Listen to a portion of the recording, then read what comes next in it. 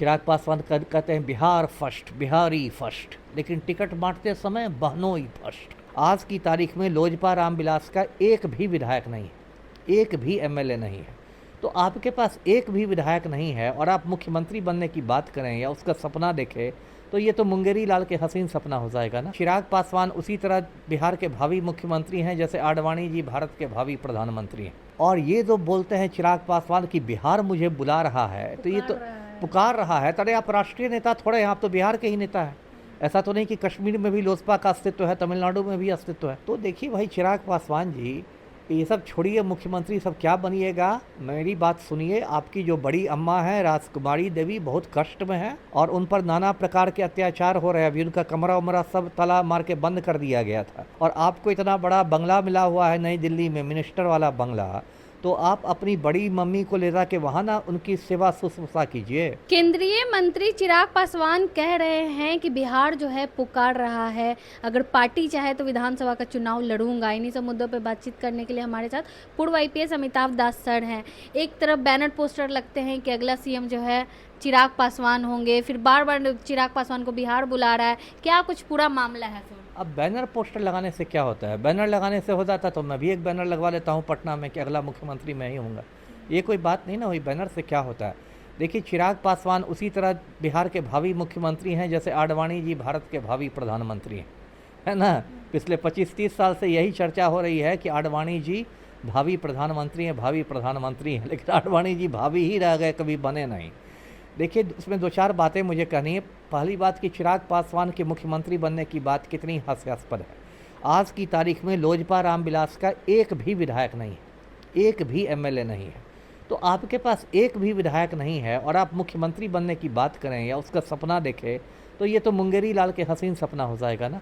एक भी विधायक नहीं है, आप कह रहे हैं तो पोस्टर लगा रहे हैं कि ये हम मुख्यमंत्री बन जाएंगे, तो इसका तो कोई मतलब नहीं, पहली बात।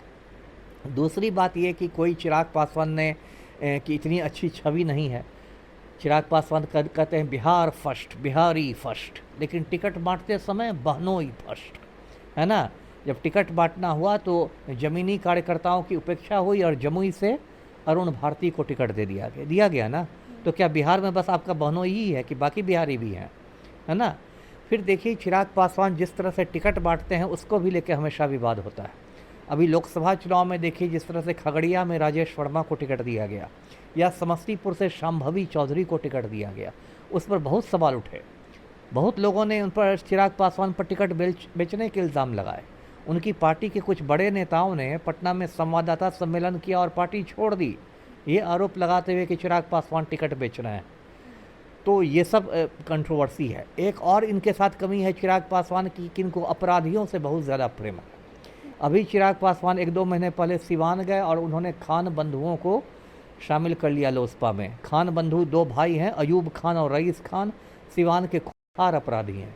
और चर्चा ये है कि विधानसभा चुनाव में रघुनाथपुर से रईस खान को लोजपा रामविलास का टिकट मिलेगा। तो क्या आप इन्हीं अपराधियों के बल पर आप बिहार को बदलना चाहते हैं? और ये जो बोलते हैं चिराग पासवान कि बिहार मुझे बुला रहा है, तो ये तो पुकार रहा है। अरे आप राष्ट्रीय नेता थोड़े हैं, आप तो बिहार के ही नेता है। ऐसा तो नहीं कि कश्मीर में भी लोजपा का अस्तित्व है, तमिलनाडु में भी अस्तित्व है। आपकी तो क्षेत्रीय पार्टी है। आपकी पार्टी में जो 5 सांसद हैं, पाँचों के पाँचों बिहार के हैं।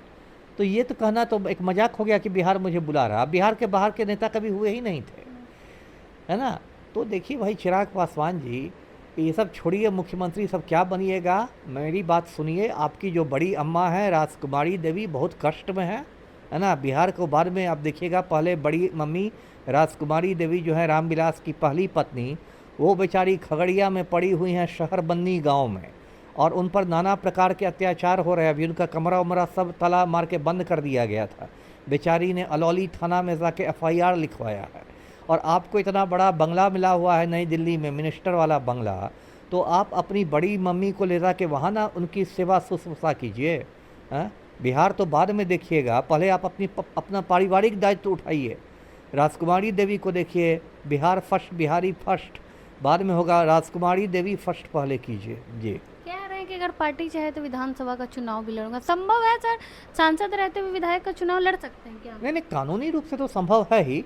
ठीक है, मान लीजिए वो विधायक चुन लिए जाएंगे तो दोनों में से किसी एक पद पर आपको इस्तीफा देना पड़ेगा। हाँ, कोई एक हाँ, कोई एक ही, जैसे कि सुरेंद्र यादव विधायक थे, विधायक रहते हुए सांसद का चुनाव लड़ लिए, सांसद बन गए तो उन्होंने विधायकी छोड़ दी। या कोई सांसद यदि विधायक बन जाता है, विधायक बनने का मतलब आप एक साथ सांसद और विधायक नहीं रख सकते, लेकिन आप चुनाव तो लड़ ही सकते हैं।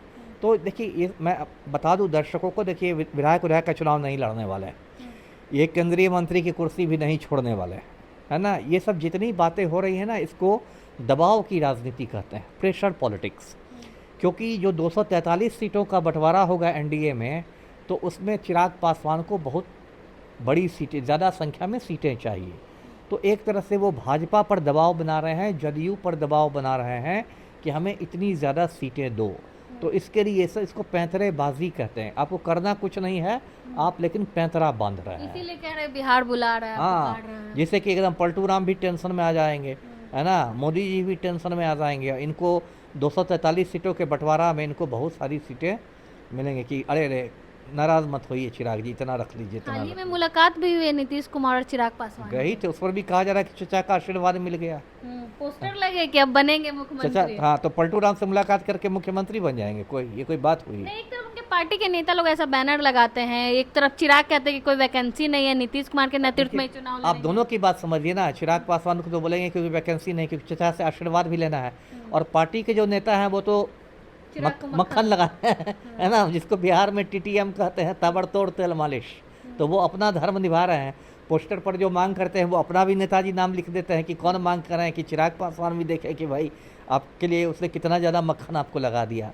तो सब लोग अपनी अपनी राजनीति कर रहे हैं जी। चलिए, बहुत बहुत धन्यवाद सर। हमारे साथ पूर्व आईपीएस अमिताभ दास सर थे। चिराग पासवान लगातार कह रहे हैं कि बिहार बुला रहा है, बिहार पुकार रहा है, और इसी साल बिहार में विधानसभा का चुनाव भी होना है। इसको लेकर हमने इनसे चर्चा की, आपने सुना अमिताभ दास सर ने क्या कुछ कहा। बाकी आप अपनी राय कमेंट बॉक्स में ज़रूर दें। धन्यवाद।